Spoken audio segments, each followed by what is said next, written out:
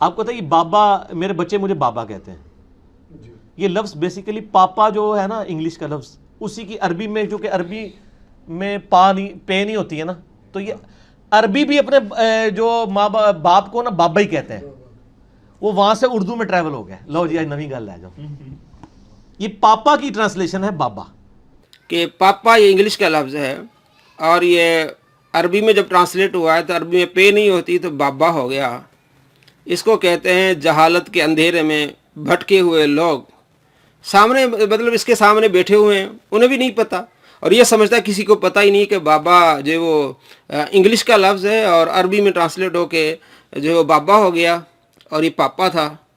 دوستو آپ کو کوئی بھی لفظ دیکھنا ہو تو آپ نے ڈکشنری اٹھانی ہے. آپ اٹھائیں کوئی بھی ڈکشنری. آپ کے سامنے کتاب ہے فیروز اللغات اردو، اور اس کا نیا ایڈیشن، اور یہ چھپی ہے فیروز سن سے، لاہور، راولپنڈی، کراچی. صفحہ نمبر اس کا 156. اس میں بابا کا لفظ ہے. بابا، فا یعنی فا سے مراد یہ فارسی لفظ ہے، ہا سے مراد یہ ہندی میں بھی استعمال ہوتا ہے، اور میم زال سے مراد یہ مذکر ہے. اس کا معنی کیا ہے؟ بابا کا معنی کیا ہے؟ باپ. والد، پتا یہ ہندی میں. دادا، درویش، فقیر، بزرگ، یہ بابا ان الفاظ ان معنی میں استعمال ہوتا ہے.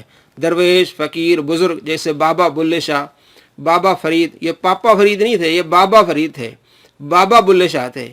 یعنی اتنی بڑی اس بندے کے اندر جہالت ہے، یہ سمجھتا ہے کہ سامنے سارے جاہل بیٹھے ہوئے، میں جو کہوں گا وہ کہیں گے واہ جی واہ یہ مرزا بہت پڑھا لکھا ہے.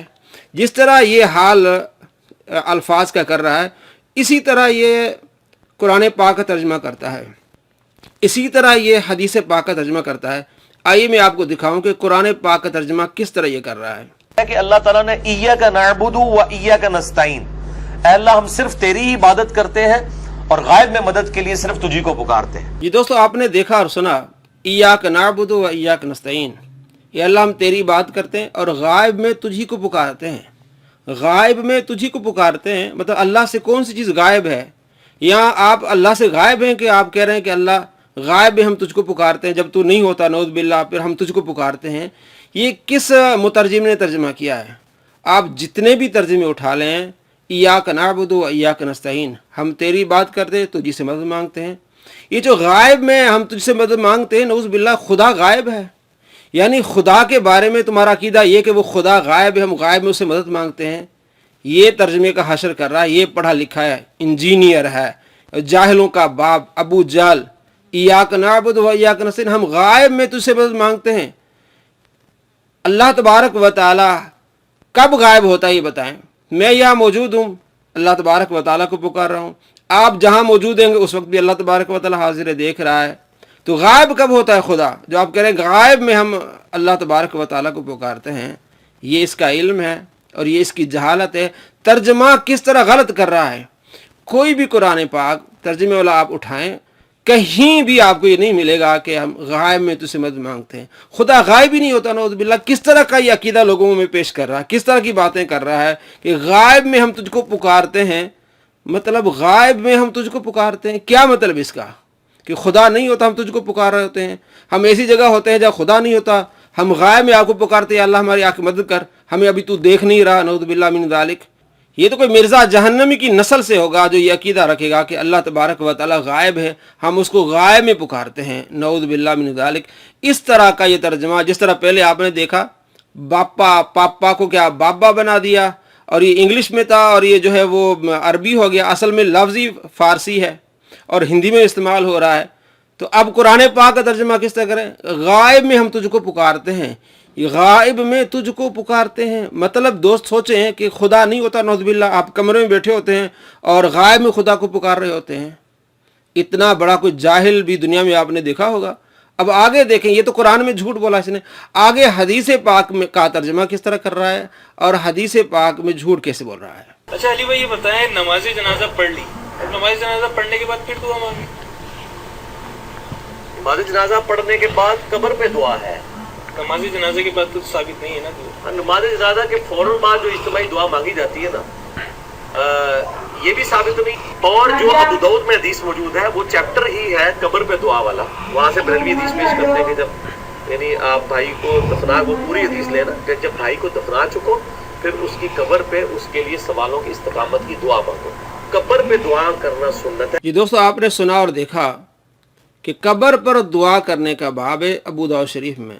اتنا بڑا جھوٹا اور مکار یہ باب آپ کے سامنے ہے. چیپٹر کیا ہے؟ باب الدعاء للمیت. میت کے لیے دعا کرنا قبر کا نام ہی نہیں ہے، قبر کا ذکر ہی نہیں ہے. اتنا بڑا مکار. اور آگے کیا کہتا ہے؟ یہ حدیث پوری نہیں لیتے نا. حدیث پوری لیں کہ حدیث یہ ہے کہ میت کو جب دفنا چکو اس سے جو سوال ہوں گے اس کے جوابات کی استقامت کے لیے قبر پر کھڑے ہو کے دعا مانگو. حدیث میں آپ کو سناتا ہوں، پوری حدیث سناتا ہوں، آپ کو معلوم ہو جائے گا کہ واقعی بھی اس صدی کا بڑا مکار اور جھوٹا ہے. میں اسے اس صدی کا سب سے بڑا مکار جھوٹا کہتا ہوں، اس لیے کہ حدیثوں پر جھوٹ بولتا ہے. جس طرح چیپٹر بتایا وہ بھی غلط، حدیث بتا رہا ہے وہ بھی غلط. وہ حدیث ہے ہی نہیں. حدیث کیا ہے دیکھیں، 3199 ابو داؤد شریف حدیث ہے. حضرت ابو ہریرہ رضی اللہ تعالیٰ روایت کرتے ہیں کہ سمیعت رسول اللہ صلی اللہ تعالیٰ علیہ وآلہ وسلم، میں نے آپ صلی اللہ تعالیٰ علیہ وآلہ وسلم سنا، یقول، حضور فرماتے ہیں، اذا صلیتم علی المیت، جب تم میت پر نماز پڑھ چکو. صلیتم ماضی کا صیغہ ہے. جس طرح قرآن پاک میں ماضی کے صیغے آتے ہیں، سورہ احزاب میں آیت نمبر 53 ہے، فَإِذَا طَعِمْتُمْ، جب تم کھانا کھا چکو، فَانْتَشِرُوا، پھر پھیل جاؤ، اپنے اپنے گھروں میں چلے جاؤ. آپ صلی اللہ تعالیٰ علیہ وآلہ وسلم کے گھر میں کھانا کھانا کے لیے آئے تھے صحابہ، تو اللہ نے فرمایا جب تم کھانا کھا چکو تو چلے جاؤ. تائم تم ماضی کا صیغہ ہے. اسی طرح جب تم نماز پڑھ چکو تو اب دعا کرو. تو یہ دوگلی پالیسی کیسے؟ پہلے میں نے کچھ دن پہلے ویڈیو بنائی تھی اسلام 360 کے بارے میں کہ وہ کتنے غلط ترجمے کرتا ہے.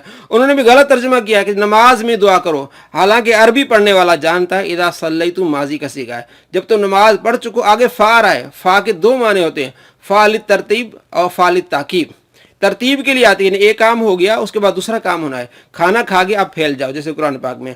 اب یہاں فاخلصوا، جب نماز پڑھ چکو اس کے بعد خلوص دل کے ساتھ اس کے لیے جو ہے وہ دعا کرو. اور فا للتعقیب کے لیے آتا ہے، یعنی ایک کام ہو گیا اس کے فوراً بعد دوسرا کام کرو. نماز پڑھ چکو اس کے بعد دعا کرو.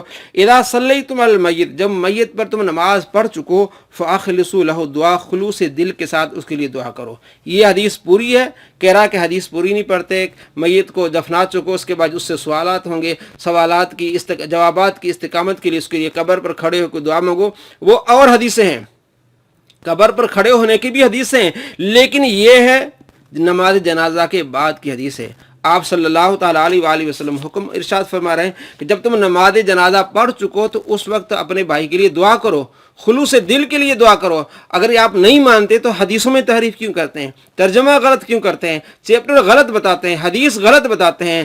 اس لیے یہ بندہ اس صدی کا سب سے بڑا جھوٹا اور مکار ہے. اس کی مکاریوں سے اپنے آپ کو محفوظ رکھیں. بہت بڑا مکار جھوٹا ہے.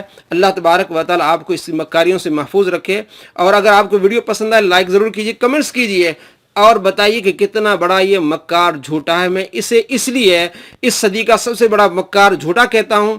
مثالیں میں آپ کو دی، کس طرح پاپا انگلش کا لفظ بابا ہو گیا، یہ بھی جھوٹ. اس کا میں نے آپ کو ڈکشنری بتایا. قرآن پاک کا کس طرح ترجمہ کرتا ہے، غائب میں ہم تجھ سے مدد مانگتے ہیں، نعوذ باللہ خدا کو غائب ہی کر دیا. اور پھر حدیث پر کس طرح جھوٹ بولتا ہے. الامان والحفیظ. السلام علیکم ورحمۃ اللہ وبرکاتہ.